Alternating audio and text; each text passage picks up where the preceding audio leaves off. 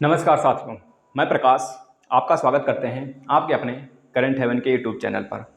दोस्तों, यह सेशन समास का होगा, यानी कि कंपाउंड जो आप इंग्लिश में सुनते हैं। आज समास का काम तमाम, मतलब एक क्लास में सिर्फ आप समास के बारे में सब कुछ जान लेंगे मात्र 20 मिनट में, और 100% गारंटी देते हैं दोस्तों, सब कुछ आप सीख जाएंगे। इसके बाद वाला जो क्लास होगा एक कल वाला, उसमें हम लोग समास की प्रैक्टिस कर लेंगे। सारी बातें बताएंगे, जहाँ से क्वेश्चन आएगा, किस प्रकार से क्वेश्चन बनते हैं, सब कुछ।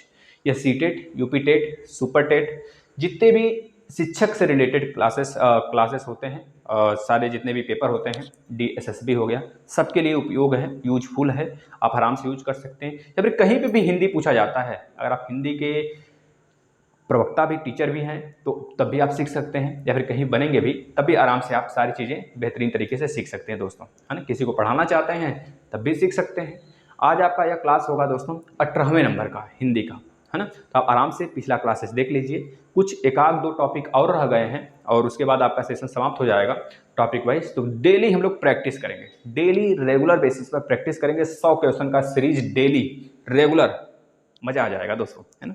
तो चलिए, कंपाउंड यानी कि समास के बारे में हम लोग जिक्र कर लेते हैं। यह क्लास 9 बजे होता है, आपको पता होना चाहिए।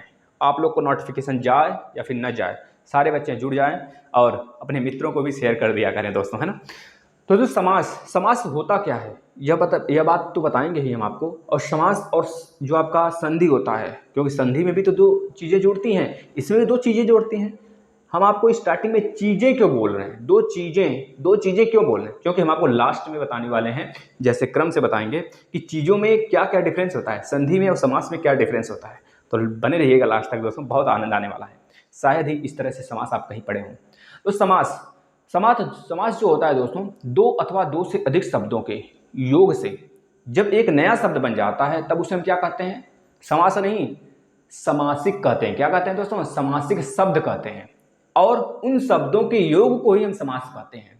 समासिक शब्द के योग को हम समास कहते हैं, इस बात को याद रखिएगा। अभी तक शायद आपको यही पता था, दो अथवा दो से अधिक शब्दों के योग से हम समास, मतलब समास का तैयार होता है, समास बनता है। लेकिन याद रखिएगा, वो समासिक शब्द बनते हैं, है ना। तो वही समासिक शब्द को जब हम जोड़ देते हैं तो बन जाता है समास दोस्तों, याद रखिएगा। जैसे कार्य कुशल, हम एक एग्जाम्पल ले रहे हैं, कार्य कुशल, कार्य कुशल। तब तक कुछ लोग बताते रहें, अगर हम आपसे पूछ दें मूल समास कितने प्रकार के होते हैं, मूल समास, समास नहीं, मूल समास। अब आप इसमें कंफ्यूज हो सकते हैं, अगर ऐसा क्वेश्चन कभी बन गया ना, मूल समास कितने प्रकार के होते हैं, तो सारे बच्चे कंफ्यूज, सारे सफा, सब 6 टिक करके आएंगे, समझ रहे हैं ना। लेकिन अभी हम आपको एक बताने वाले जादू, पहले यह सीखिए। कार्य कुशल दोस्तों, कार्य कुशल का मतलब क्या हो गया, इसमें देख रहे हैं, एक कार्य है और एक कुशल है, एक कार्य है और एक कुशल है, दो शब्द हैं ना दोस्तों। दो, यह शब्द नहीं, इसको पद बोलिए। दो पद हैं, दोनों पदों को, योग को मिलाकर हम क्या बना दीजिए, समास बना दीजिए। समास बन गया ना। अब इसी को हम, इसका मतलब क्या हो गया, कार्य कुशल का मतलब, अच्छा तो बोलेंगे कार्य में कुशल। कार्य में कुशल यानी कि कार्य कुशल, दो पदों को मिलाकर समास बन गया। इसी तरह एक और एग्जांपल ले लीजिए, ज्ञान सागर। क्या दोस्तों, ज्ञान सागर, यह भी एक तरह से आपका एग्जाम्पल हो गया, ज्ञान सागर।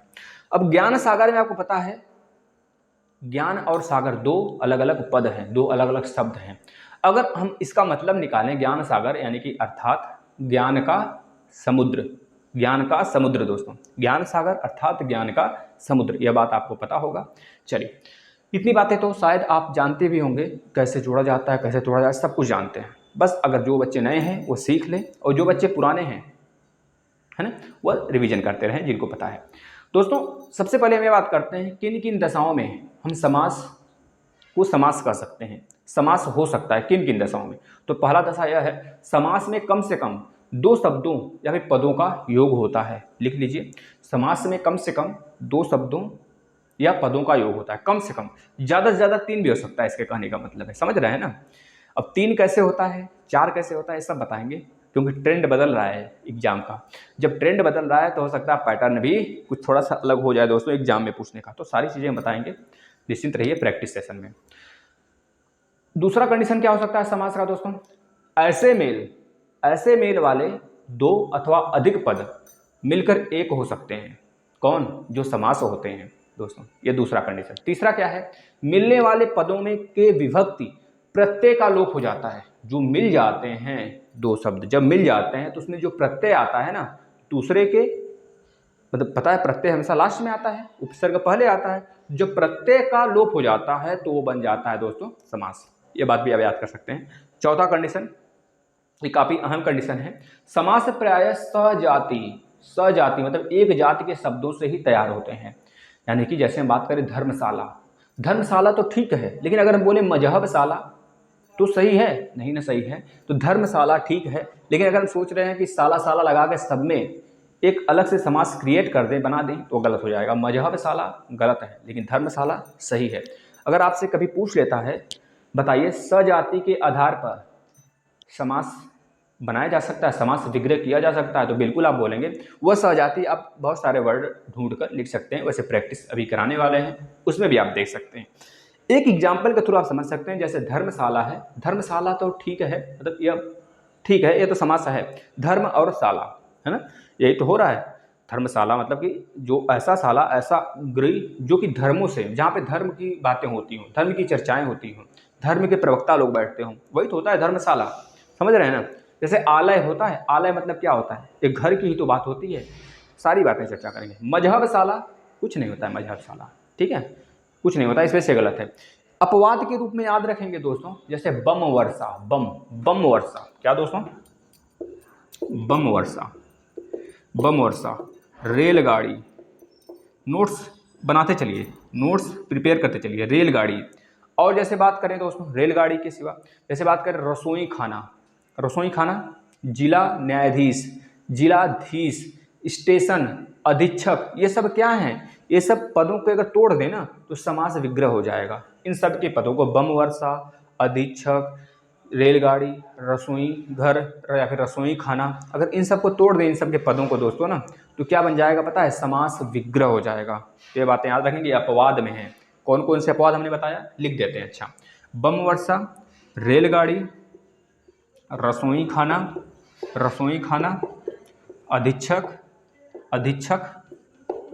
अधीक्षक, और हमने एक वर्ड क्या बोला, स्टेशन।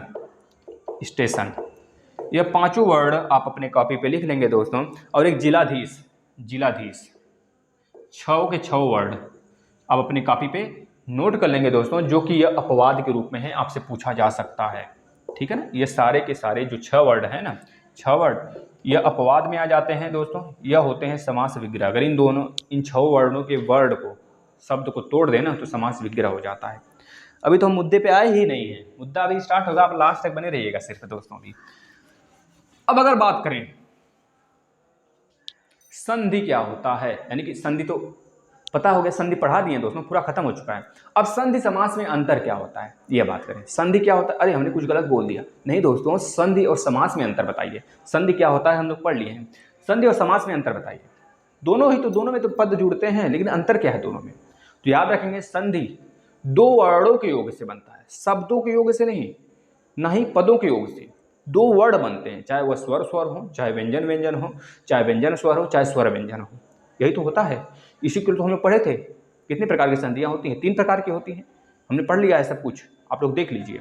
संधि 2 वर्डों के मेल से बनता है, लेकिन जो समास होता है यह पदों और शब्दों के योग से बनता है दोस्तों, है ना।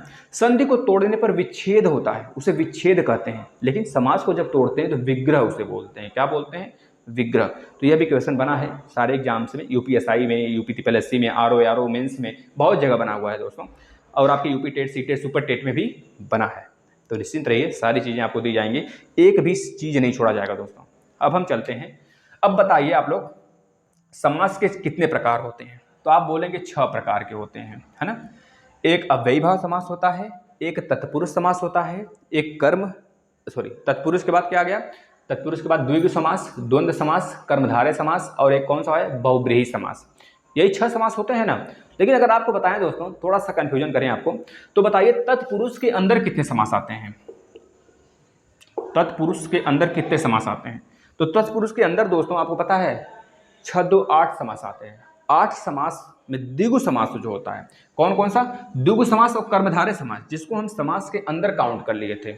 द्विगु समास और कर्मधारय समास तत्पुरुष के ही भाग होते हैं। है ना।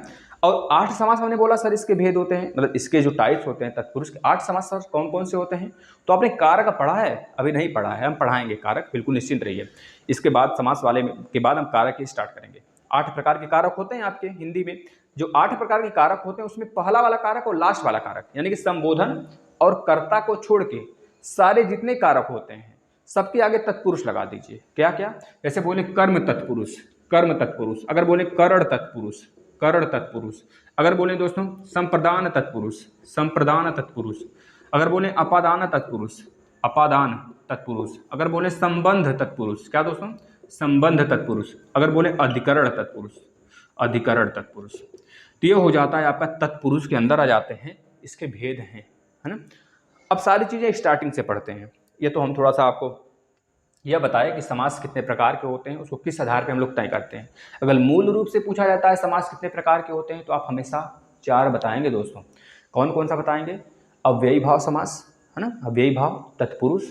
अब द्विगु समास और कर्मधारय समास तत्पुरुष के ही अंतर्गत आते हैं, इस वजह से इसको द्विगु समास और कर्मधारय को नहीं बोलेंगे। कब? जब मूल समास का भेद पूछेगा तब। मूल समास में 8 समास होते हैं, जो कारक होते हैं 6, कर्ता कारक, और लास्ट वाला जो आपका संबोधन होता है उसको छोड़ के 6 कारक हो गए, और 2 आपके, एक कर्मधारय एक द्विगु हो गया, जो कि तत्पुरुष के अंतर्गत आ गया। तत्पुरुष के बाद आपका जो तीसरा समास होगा दोस्तों, बहुव्रीहि समास या फिर द्वंद्व समास, इन दोनों में से कोई बोल सकते हैं। इस तरह 4 समास आपका हो गया। लेकिन अगर आपसे केवल समास का टाइप पूछता है, समास कितने प्रकार के होते हैं, तो आप हमेशा बताएंगे 6 प्रकार के होते हैं। कौन कौन से? पहला हेडिंग लगाइएगा, पहला हेडिंग लगाइएगा दोस्तों, अव्ययी भाव समास। अव्ययी भाव, अव्ययी भाव। अब अव्ययी भाव समास क्या होता है यह पता होना चाहिए हमें। अव्ययी भाव समास में इसमें पहला पद, पहला पद, पहला पद अव्यय होता है। लिख लीजिए दोस्तों, कॉपी नोट्स जो भी प्रिपेयर करते हो प्रिपेयर करते चलिए। पहला पद अव्यय होता है और दूसरा पद, दूसरा पद संज्ञा होता है, संज्ञा। दूसरा पद संज्ञा होगा, पहला पद अव्यय होता है अव्ययी भाव समास में, ये लिख लीजिए। जैसे अगर बात करें इसमें अव्यय का अर्थ अगर बोला जाए, अब इसमें अव्यय के अर्थ की ही प्रधानता ही होती है दोस्तों। पहले जो अव्यय होता है ना, इसी अर्थ की प्रधानता होती है, यानी कि जो पहला पद आता है ना उसकी प्रधानता होती है, बाद वाले की नहीं होती है। यह भी एक तरह से इसका डेफिनेशन है, बना सकते हैं। पहला पद अव्यय होगा या फिर पहले पद की प्रधानता होती है, दूसरा पद गौण होता है, यह भी बोल सकते हैं। या फिर यह बोल सकते हैं पहला पद अव्यय होता है, दूसरा पद संज्ञा होता है, उसे हम क्या कहते हैं? अव्ययी भाव समास कहते हैं। इस तरह के बहुत सारे परिभाषा पूछकर आपको थ्योरेटिकल क्वेश्चन पूछा जा सकता है, तो आप हर तरफ से तैयार रहिए, ठीक है ना।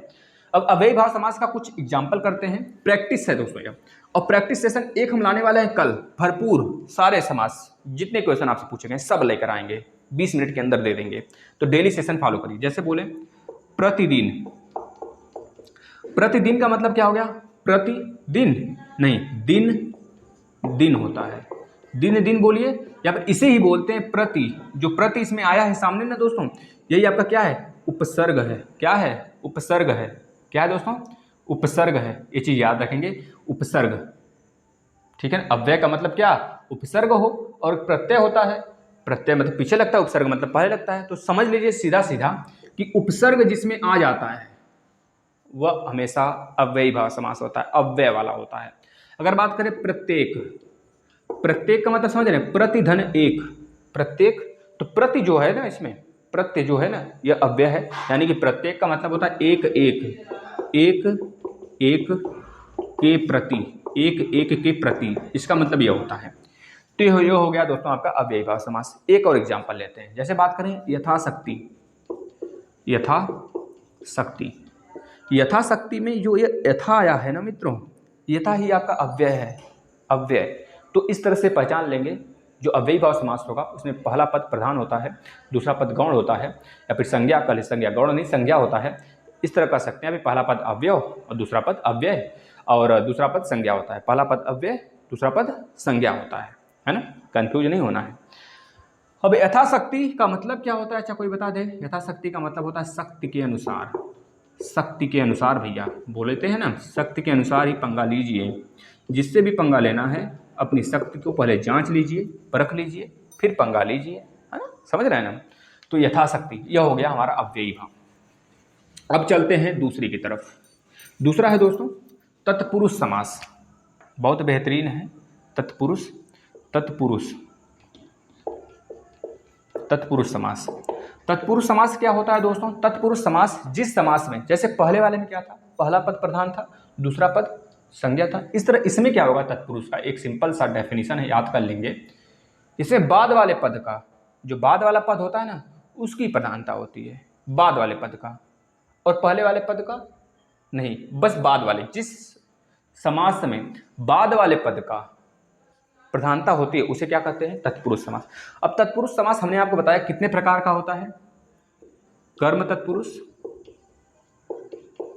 कर्म तत्पुरुष, करण तत्पुरुष, लिख लीजिए संप्रदान तत्पुरुष, संप्रदान तत्पुरुष, लिख लीजिए दोस्तों अपादान, अपादान तत्पुरुष, लिख लीजिए संबंध, संबंध तत्पुरुष, लिख लीजिए मित्रों अधिकरण, संबंध के बाद अधिकरण, अधिकरण नीचे दिख रहा होगा ना, अधिकरण तत्पुरुष दिख रहा होगा कि नहीं मित्रों? दिख रहा है। 1 2 3 4 5 6, 6 प्रकार के होते हैं। अब द्वंद्व और कर्मधारय अलग से पढ़ लेंगे, वो 6 प्रकार के काउंट हो जाएंगे, है ना, इसमें नहीं पढ़ेंगे। कर्म तत्पुरुष, करण, संप्रदान, अपादान, संबंध और अधिकरण। अब सबको समझते चलते हैं। आपको पता है कर्ता ने, कर्ता में जो कारक चिन्ह आता है वह ने होता है, वह यूज नहीं होता। कर्ता और संबोधन नहीं होता है इसमें यूज। कर्ता और संबोधन के बाद जितने कारक हैं, जितने आपके कारक हैं, सब इसमें यूज होते हैं तत्पुरुष में, वो तत्पुरुष के ही प्रकार होते हैं। तो कर्ता ने कर्म को, जो भी शब्द आप एग्जाम्पल में लेंगे, जैसे कर्म का हम एग्जाम्पल लें, कर्म तत्पुरुष का, जैसे बात करें नेत्रहीन, नेत्रहीन, नेत्रहीन में देखिएगा क्या आएगा, कर्ता ने कर्म को, तो को का यहाँ पर हमको क्या दिखेगा, कारक चिन्ह दिखेगा। तो को का कारक चिन्ह हमेशा कर्म का होता है। जैसे बात करें सुख को प्राप्त, जैसे नेत्र है तो नेत्र का मतलब क्या हो गया, अच्छा नेत्र तो बेटा करण में आ जाएगा ना, नेत्र मत लीजिए आप, सुख को प्राप्त ले लीजिए, सुख को, सुख को प्राप्त। अब सुख को प्राप्त का मतलब अगर बोला जाए, इसको क्या बोला जाता है, सुख प्राप्त। अगर आपको दे दे सुख प्राप्त, अब बताइए इसमें कौन सा कारक है, तो आप बताएंगे क्या दोस्तों, कर्म तत्पुरुष है। आपको हो सकता है यह सब न देकर तत्पुरुष समास, द्विगु समास, कर्मधारय और बहुब्रीहि दिया हो, तो आप हमेशा तत्पुरुष पे जाएंगे। लेकिन अगर आपको तत्पुरुष में भी यह 4 5 6 एग्जाम्पल में आप मतलब ऑप्शन में दे दें, तब आप थोड़ा सा कन्फ्यूजन हो सकते हैं। तो याद रखिएगा, कारक आपको याद रखना होगा, कारक चिन्ह को जिसमें आता है वह होता है कर्म तत्पुरुष। हम बताएंगे सब कुछ, यहाँ पे एक एक एग्जाम्पल लेके बस समझ लेते हैं। अब बात करें करण तत्पुरुष में दोस्तों, करण तत्पुरुष में कौन सा कारक चिन्ह आता है, तो बताएंगे इसमें आता है से। जैसे बात करें हम नेत्रहीन, तो नेत्र से हीन, नेत्रहीन का मतलब क्या, नेत्र से हीन। अगर आपको यही लिख कर दे दिया जाए नेत्र से हीन में बताइए कौन सा समास है, तो बोलेंगे करण तत्पुरुष समास है, करण तत्पुरुष समास है दोस्तों, क्योंकि इसमें से आया है कारक चिन्ह। जैसे और बात करें समभार, समभार नहीं रसभार, रस, रस, रस भरा ले लेते हैं, रस भरा, रस भार दूसरा चीज हो जाएगा। रस भरा का मतलब हो गया रस से भरा, रस से भरा। अब इसमें से जो आया है दोस्तों, यह कौन सा कारक चिन्ह है, करण का, तो इसमें से अभी करण तत्पुरुष होगा। कर्म तत्पुरुष में को कारक चिन्ह आएगा, करण में, करण में क्या आएगा दोस्तों, से आएगा। इस तरह संप्रदान में कारक चिन्ह कौन सा आएगा दोस्तों, संप्रदान में कारक चिन्ह कौन सा आएगा, तो बता देंगे के लिए आएगा, के लिए आएगा यह कारक चिन्ह, है ना। जैसे हम इसका एग्जाम्पल लेते हैं, तो बता दीजिए संप्रदान का एग्जाम्पल कोई शिव अर्पण, शिव अर्पण, शिव अर्पण, शिव अर्पण का मतलब हो गया शिव के लिए अर्पण, शिव के लिए अर्पण, शिव के लिए, तो के लिए क्या हो गया, संप्रदान तत्पुरुष, ठीक है। अगर बात करें सभा भवन, सभा भवन, सभा भवन का मतलब क्या हो गया, सभा के लिए भवन। जो भवन है संसद भवन है, संसद भवन क्यों बनाया गया है, संसद भवन, भवन क्यों बोला जाता है, संसद भवन, लोकसभा, राज्यसभा, क्यों, क्योंकि वो लोगों का सदन है। लोकसभा जो होता है वो लोगों का सदन है। राज्यसभा में भी सभा बैठती है ना, जो हमारे राज्यों के विधानसभा से चुन के जाते हैं राज्यसभा में बैठते हैं, और लोकसभा जनता द्वारा चुना जाता है। तो लोकसभा, लोकसभा का मतलब लोगों की सभा, लोगों के लिए सभा, समझ गए। अब के लिए जब आ गया दोस्तों तो संप्रदान हो गया। इसी तरह सभा भवन, सभा के लिए भवन, सभा के लिए भवन, यानी कि संप्रदान तत्पुरुष समास, ठीक है। अब अपादान, अपादान में क्या कारक चिन्ह होता है भैया? अपादान में हो जाता है सर से आता है कारक चिन्ह। सर से तो आपने बताया था कहीं और भी, करण में नेत्र से हीन अपादान से, मतलब कि इसमें से जो आता है दोस्तों अपादान में, वो समझ लीजिए अलग होना दिखाता है, अलग होना, एक दूसरे से बिल्कुल अलग। जैसे पदच्युत, जैसे आम पेड़ से गिरा, आम पेड़ से गिरा, तो पेड़ से अलग हो गया, क्या उसे दोबारा लगा सकते हैं वहां पे? नहीं ना लगा सकते हैं। जब लगा लेंगे तो करण हो जाएगा, जब नहीं लगेगा तो क्या हो जाएगा? अपादान हो जाएगा, क्योंकि वो अलग हो गया हमेशा के लिए। अब समझ रहे हैं ना? तो उससे हो गया, जैसे कोई चीज़ टूट जाती है तो वो अलग हो गया आपस में, अब जुड़ेगा, फेविक्विक चिपकाना थोड़े में जबरदस्ती, अलग हो गया तो अलग हो गया, तो उससे हो गया, यानी कि आपका अपादान कारक हो गया। मतलब अपादान, अपादान तत्पुरुष यहाँ पे हो जाएगा। से जिसमें कारक आएगा जिस समास में, वो अपादान तत्पुरुष समास होगा। कारक वाला पोर्शन हम आपको पढ़ाएंगे, घबराइए मत। अपादान में से का कारक चिन्ह हमें दिखेगा दोस्तों, याद रखेंगे। जैसे हम बोले अपादान का कोई एग्जांपल ले लेते हैं आपके सामने, पदच्युत, पदच्युत, पदच्युत का मतलब पद से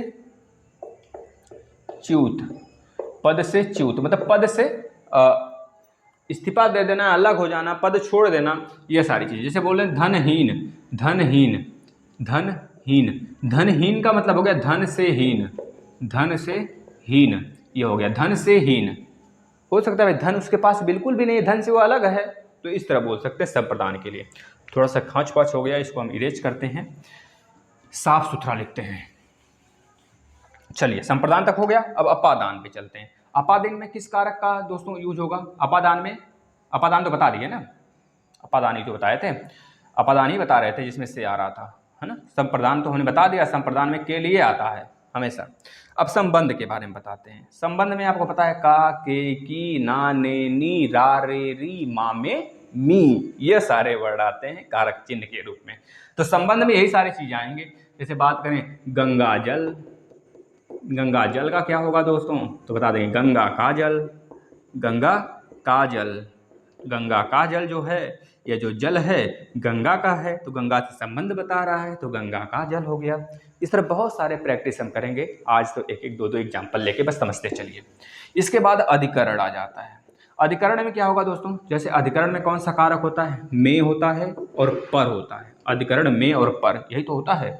तो अधिकरण में और पर कारक चिन्ह होता है। बात करें जैसे पुरुष सिंह, पुरुष सिंह, एक दो एग्जाम्पल ले लेते हैं। पुरुष सिंह में मतलब कि पुरुषों में जो सिंह हो, पुरुषों में सिंह, पुरुषों में जो सिंह हो, में आ गया तो में कारक चिन्ह है अधिकरण का, हो गया दोस्तों। जैसे बात करें एक और, स्वर्गवासी, स्वर्गवासी, स्वर्ग में वास करने वाला, स्वर्ग में, तो में जब आया तो अधिकरण हो गया। समझ रहे हैं ना, समझ रहे हैं ना।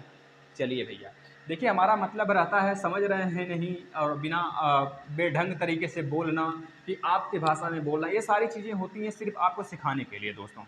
आप जिस तरह सीखते हैं हमें पता है, हम बस सिर्फ उसी लैंग्वेज में आपको बोलकर सिखाना चाहते हैं, और अब अगर आप सीख जाते हैं तो हमारे लिए बहुत ही खुशी की बात होती है। तो आप लोग थम्स अप जरूर दीजिएगा, अगर आपको सेशन अच्छा लगता है तो आप सेशन भी करिए, शेयर भी करिएगा। अब चलते हैं कर्मधारय समास की तरफ। कर्मधारय, कर्मधारय क्या होता है दोस्तों? कर्म धारण किया हुआ, नाम से पता चल रहा है ना, जो कर्म धारण किया हुआ हो। तो पहला इसका डेफिनेशन बताइए सर।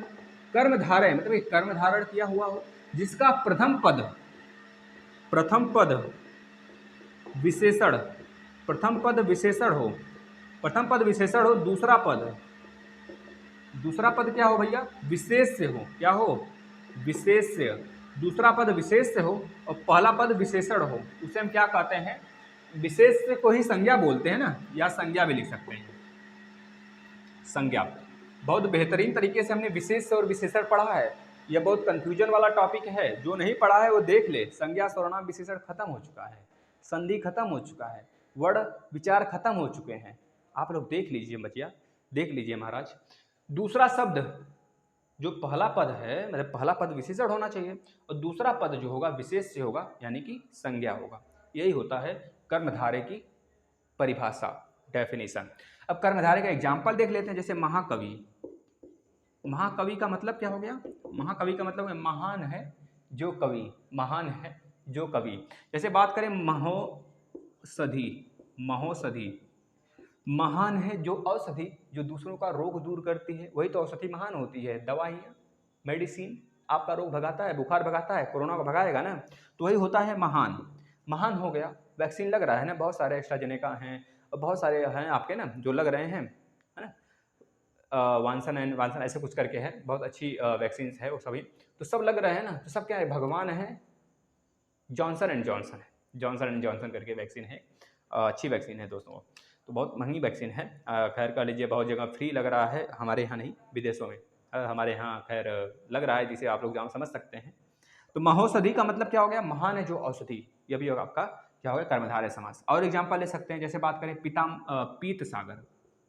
पीत सागर, पीत सागर का मतलब पीला है जो सागर, समझ रहे हैं ना, समझ गए तो अच्छी बात है।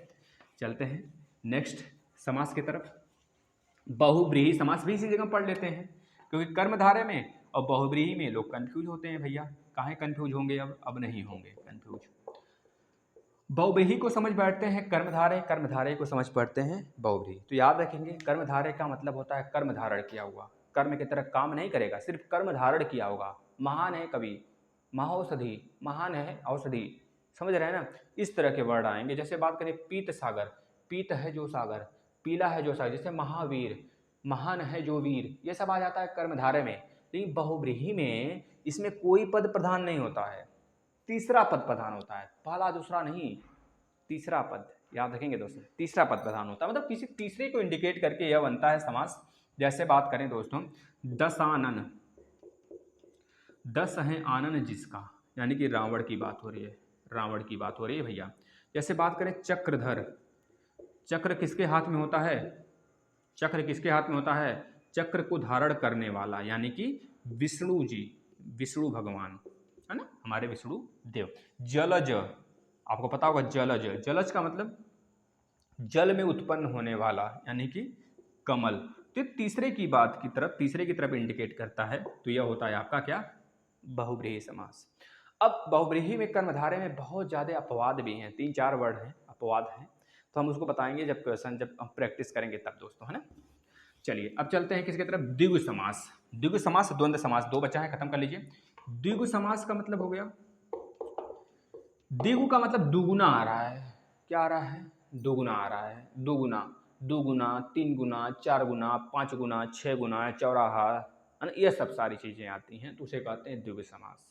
समझ रहे हैं ना, मतलब कि साफ साफ मतलब है, हम आपको सिखाने के लिए इसमें ट्रिक भिड़ा दिया एक, कि द्विगु समास से दुगुना, दुगुना, तिगुना, चरगुना, इस तरह आप कभी नहीं भूलेंगे कि द्विगु समास और द्वंद्व समास में क्या, क्योंकि द्वंद्व समास, द्वंद्व, द्वंद्व इसी तरह लिखा जाता है भैया ना, द्वंद्व, द्वंद्व समास और द्विगु समास, दोनों में बहुत बच्चे कंफ्यूज होते हैं, जिस तरह कर्मधारय और बहुब्रीही में। तो इन दोनों को हम साथ साथ लेकर पढ़ा रहे हैं, इसी वजह से। द्विगु समास में दुगुना, तिगुना, चरगुना इस तरह बता देंगे कि यह हमारा जो आता है, जिसमें संख्यावाचक, मतलब कि संख्या की बात होती है, जिस समास का प्रथम पद संख्यावाचक होता है, उसे हम कहते हैं द्विगु समास। कैसे ट्रिक से याद कर लें सर, जैसे दुगुना, तिगुना, दुगुना मतलब द्विगु समास, इस तरह आ रहा है ना दोस्तों, इस तरह बोल देंगे। तो इसका एग्जाम्पल सर क्या हो जाएगा, जैसे बोले दोपहर, दोपहर में दो पहर होता है, एक शाम वाला एक सुबह वाला, या तक सर दोपहर लिखो ना सिर्फ, या थोड़ा लिखना शाम वाला सुबह वाला, सिर्फ दो पहरों का समूह, दो पहरों का समूह, दो पहरों का समूह लिख देंगे दोस्तों। मतलब समाहार लिखिए या फिर समूह लिखिए, समाहार भी लिखेंगे तो वो ज़्यादा उचित होगा। अगर जैसे बात करें त्रियोगी, त्रियोगी मतलब 3 युगों का समाहार। जैसे बात करें चतुर्वेद, 4 वेदों का समूह। 4 वेद कौन कौन से हैं बताइए, चारों वेद का नाम याद है, ऋग्वेद, ऋग्वेद, और कौन से वेद होते हैं दोस्तों बताइए, चारों वेदों का नाम आप लिख दीजिए कमेंट बॉक्स में, इस तरह आपका जीके भी तैयार हो जाएगा। बात करें पंचपात्र, 5 पत्रों का समूह। और बात करें जैसे कोई एग्जाम्पल हो लीजिए, नवग्रह, नवग्रह सबसे अच्छा एग्जाम्पल, नवग्रहों का समूह, सोलर सिस्टम पढ़ेंगे, बस आपकी संख्या बढ़ने दीजिए, सारी चीज़ें पढ़ेंगे, बेहतरीन ढंग से पढ़ेंगे। नवग्रह मतलब कि 9 ग्रहों का समूह, ये हो गया। तो यह हो गया द्विगु समास। अब द्वंद्व समास में द दिख रहा है, द, तो इसमें क्या होगा, 2 चीजें आएंगी, दोनों बराबर बराबर रहेंगी। मतलब इसका डेफिनेशन सर नहीं समझ में आया। डेफिनेशन का मतलब यही हो गया दोस्तों, इसका परिभाषा, जिस समास के दोनों पद प्रधान होते हैं, पहला दूसरा तीसरा नहीं, दोनों पद। पहला प्रधान था तो हम क्या कहते थे, अव्ययी भाव समास, दूसरा प्रधान था तो तत्पुरुष समास, तीसरा प्रधान था तो बहुब्रीहि समास, लेकिन जब दोनों पद प्रधान होते हैं तो द्वंद्व समास। समझ गए कि नहीं? इस तरह से याद किया जाता है दोस्तों। द्वंद्व समास का मतलब दोनों पद प्रधान होते हैं। द्वंद्व समास में जैसे कि अगर बोले और का लोप होता है, मतलब और आता है या फिर क्या आ जाता है, और या फिर क्या आता है दोस्तों, या। जिस तरह अगर हम बात करें एग्जाम्पल, जैसे पाप पुण्य, पाप पुण्य को क्या कर सकते हैं, पाप और पुण्य, पाप और पुण्य, या फिर इसे क्या कर सकते हैं, पाप और पुण्य को पाप या पुण्य, पाप या पुण्य, दोनों चीजें लिख सकते हैं। इसी तरह अगर बात करें और एग्जाम्पल, सीताराम, सीताराम, सीता, यह देख रहे हैं योजक चिन्ह यह आएगा बीच में। सीताराम का मतलब सीता और राम, सीता और राम, या फिर क्या लिख के आएगा, सीता या आम, या राम, या आम नहीं भैया, या राम, सीता या राम। ठीक है। और एग्जाम्पल ले लेते हैं माता पिता, सबसे अच्छा एग्जाम्पल भैया, माता पिता। माता पिता में माता और पिता, माता और पिता, या फिर क्या लिख सकते हैं, माता या पिता। यस, दोनों हो गए आपके क्या दोस्तों, या और वह, जिसमें या और या और है या है, दोनों आते हैं तो उसे हम क्या कहते हैं, द्वंद्व समास। सारी चीज़ें क्लियर हो चुकी हैं। अब अगर आपको सेशन अच्छा लगा दोस्तों तो फटाफट शेयर कर दीजिए। बीच में जो बच्चे छोड़ के चले जाते हैं वो शायद ही सीख पाते होंगे, या फिर वो बहुत विद्वान होंगे। अच्छी बात है, विद्वान हैं तो बहुत अच्छी बात है। हम तो ये चाहते हैं आप लोग विद्वान हो जाएं दोस्तों। देखिए, आप लोग किसी बात को अन्यथा मत लिया करिए। ये सेशन सारे आपके लिए चलाए जा रहे हैं, तो सारी चीज़ें आप देखिए और ज़्यादा से ज़्यादा बच्चों को शेयर करिए, जिससे कि और बच्चे भी जुड़ सकें और आपकी फैमिली जल्द से जल्द बड़ा हो सके। सारे क्लासेस फॉलो करिए, 4 से 5 क्लास होते हैं, सब आपके लिए होते हैं। सारे क्लास दिन भर में जितने आते हैं सब फॉलो करिए। और दोस्तों, अपने दोस्तों को भी यहाँ पे जोड़िए जो UP TET, C TET, super TET की तैयारी करना चाहते हैं, क्योंकि वैकेंसी बहुत बड़ी आने वाली है। तैयार हो जाइए, है ना। धन्यवाद।